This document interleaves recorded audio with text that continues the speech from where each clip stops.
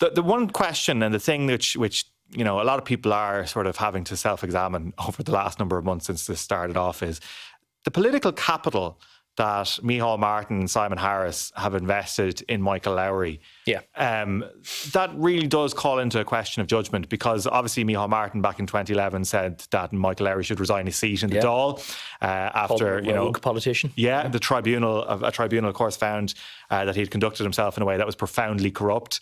And having so much invested in Michael Lowry for the fortunes of making this government, that they defend themselves and they put themselves through this situation where Micheál Martin today was so dug in. He was so dug in. I've actually rarely seen him so angry and aggressive. He was trying to push under the front foot. He was having to go at everybody. He said Labour was joined at the hip with Sinn Féin now at this point in time, that it was like unprecedented. Sinn Féin's questioning the Count Corla because you're disloyal to the institutions of the state. Yeah, all of this carry on. But is it a mistake to risk the political capital that they've built up after an election in which they had a healthy enough majority? They didn't necessarily need Michael Lowry to be in a position where they had a few independent TDs supporting them.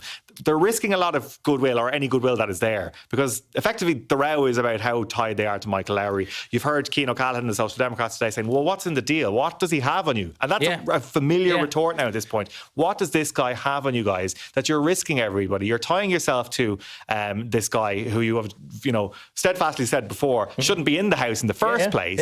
How are you tying so much of yourself to him? I'm not sure if everyone within the Fianna Fáil and Fine Gael parties actually sees it that way. And I think objectively they ought to, because that's how everyone else sees it.